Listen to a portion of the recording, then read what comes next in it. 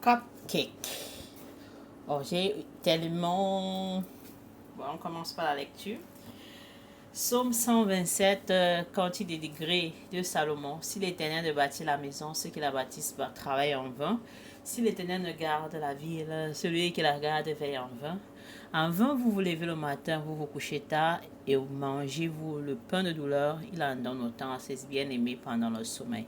Voici, des fils sont un héritage de l'Éternel. Le fruit des entrailles est une récompense. Comme les flèches dans la main d'un guerrier, ainsi sont les fils de la jeunesse. Heureux l'homme qui en a rempli son carquois. Ils ne seront pas confus quand ils parleront avec les ennemis à la porte. Shalom, ça fait tellement longtemps que je n'ai pas fait de vidéo. Tellement de choses se sont passées. Les 2 dernières semaines, je n'ai pas eu vraiment le temps, je m'en excuse. Bon, la semaine passée, l'esprit et moi, nous avons médité au sujet, désolé pour le bruit, il y a la machine qui fait et moi-même je dois travailler en même temps pour que la vidéo puisse sortir. Où en étais-je? Bon, je disais dans la semaine passée, avec l'esprit, j'ai travaillé dans le sujet de la relation entre la belle-mère et la belle-fille.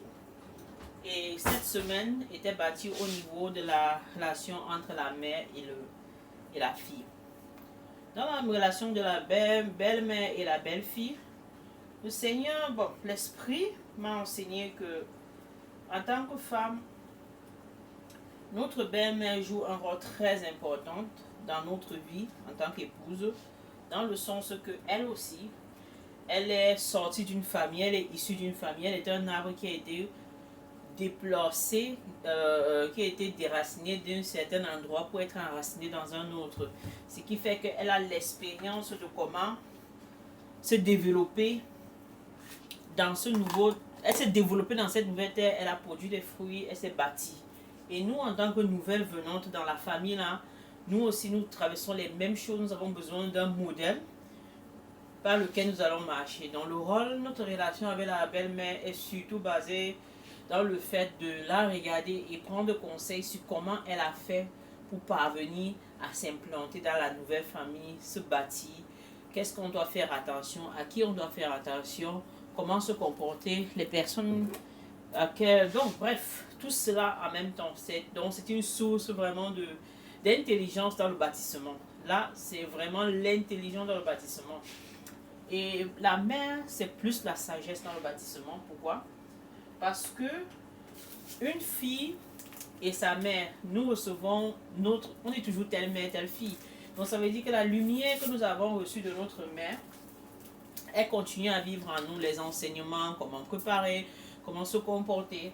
C'est cette lumière-là que nous apportons. C'est cette lumière-là qui nous a bâtis en tant que fille, femme. Et c'est cette lumière que nous amenons dans le foyer. L'esprit est parti un peu plus loin en me déclarant que il y a une différence. Il y a filles et filles. Il y a les filles premières-nées et les autres filles. Mais il m'a expliqué que quand dans une famille, dans un couple, une fille est première-née, c'est toujours un pour la famille, le couple, de faire attention parce que cette fille première-née là vient être comme elle est d'abord une aide pour sa maman dans la charge spirituelle qu'elle aura à mener dans son couple. Donc, dans sa famille maternelle, elle est comme, je sais pas, elle va comme partager les charges. Donc, si la mère est la génitrice, elle sera plutôt la mère nourricière. Donc, elle va aider sa mère ou ses frères. C'est pour ça que nous allons remarquer que dans notre environnement, bon, moi j'ai remarqué que les filles premières nées dans une famille sont toujours un peu difficiles en fait. Se marier pour elles devient très difficile parce qu'en général, tu n'épouses pas qu'une fille, tu épouses toute la famille en soi. Donc, c'est un peu ça que le Seigneur m'a bâti. Donc, nous avons besoin de cette sagesse que nous recevons de notre maman à nous d'abord, de cette lumière qu'elle nous a apporté, ces enseignements, cette sagesse qu'elle nous a donnée. Et cette sagesse, nous avons besoin de notre belle-mère pour nous aider à ancrer cette sagesse-là dans le lieu où nous trouvons. Donc nous trouvons cette dimension de sagesse et intelligence. Ce qui se fait encore confirmer dans le proverbe 8 et autour des proverbes où on dit que Il appelle la sagesse ma soeur et l'intelligence ma bien-aimée. Donc, c'est cela que l'esprit m'a expliqué. Il a défini les choses ainsi. Donc, notre relation avec notre belle-mère est une relation de comment bâtir. Et notre relation avec notre mère, c'est quoi bâtir. Et maintenant, en tant que fille aînée, si tu te trouves dans cette situation, si tu traverses des difficultés, nous traversons des difficultés parce que moi-même je suis, on peut dire, fille aînée. Si tu traverses des difficultés, tu dois comprendre que ton rôle, ta maternité tout ton rôle, ce n'est pas simplement au niveau de ta mère, au niveau de ton mari, au niveau de ta famille que tu dois bâtir, mais tu portes aussi quelque part la charge de ta mère. Et nous devons bien sûr, pendant que nous marchons, essayer toujours de nous rappeler que qu'est-ce que ma mère a pu faire jusqu'à un certain point et n'a pas pu arriver, qu'est-ce qu'elle n'a pas pu accomplir. Est-ce que dans son cœur, elle a pu atteindre tout ce qu'elle avait prévu d'atteindre? Est-ce qu'il y a une difficulté? Est-ce qu'il y a un blocage dans la famille? Est-ce que mes frères se portent bien? Est-ce que donc nous devons toujours être là en tant que veilleuse, mère nourricière, veiller sur nos petits frères avec l'aide de notre mère. Donc nous devons l'aider, nous devons la compléter là où elle n'arrive pas. Voilà un peu sur quoi j'ai médité ces 2 semaines avec l'esprit. C'était vraiment des semaines bénites, de chez bénites. Et je ne peux pas me plaindre. Et je dis vraiment merci au Seigneur pour toutes les œuvres qu'il fait dans ma vie. Parce que ça me permet aussi, moi, en tant que femme, en tant qu'épouse, en tant que fille de quelqu'un, de savoir comment me positionner dans l'avenir. Et je saurai aussi comment indiquer à mes filles, à mes enfants aussi, leur place. Que le nom de l'Éternel soit loué. J'espère que ça va pouvoir vous aider. C'est un peu sur cette thématique-là que j'ai parlé avec l'esprit.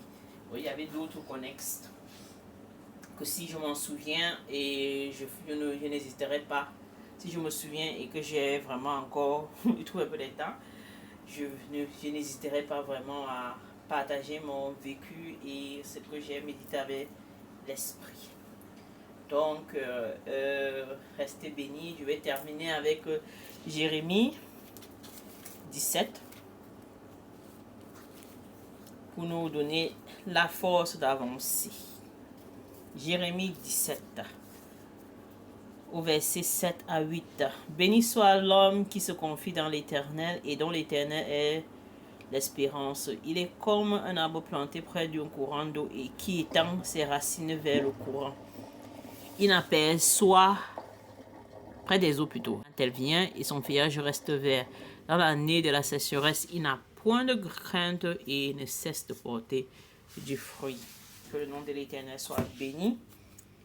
Je vous souhaite à tous et à toutes surtout un bon samedi, un bon shalom, un temps de repos. Et que le Seigneur nous aide vraiment à être équilibrés. Parce que je vais faire peut-être une vidéo après pour expliquer ça. Ça serait peut-être les connexes. Le savais-tu? Je vais ouvrir au fur et à mesure. Que le Seigneur nous aide et restez bénis. N'oubliez pas, si vous n'avez pas entendu, comme je vous conseille beaucoup les derniers enseignements du frère Courant sur la chaîne La Voix de l'Excellence. Il a fait un magnifique magistral cours sur Adam et l'évolution humaine. Là où vraiment par la grâce de Dieu, il explique à quoi consiste cette vie que nous sommes venus faire sur terre et que nous ne sommes pas venus pour rien. La reconnexion et tout. Bref, il connaît mieux, il pourra mieux expliquer. Quand ça sort de sa bouche, c'est plus propre que ça sort de mien. Parce que je ne m'y connais pas aussi trop. Je m'y connais un peu, mais je ne m'y connais pas comme il s'y connaît. Voilà, un peu. Donc, si vous avez un temps, allez-y, faire un tour. Shalom, shalom.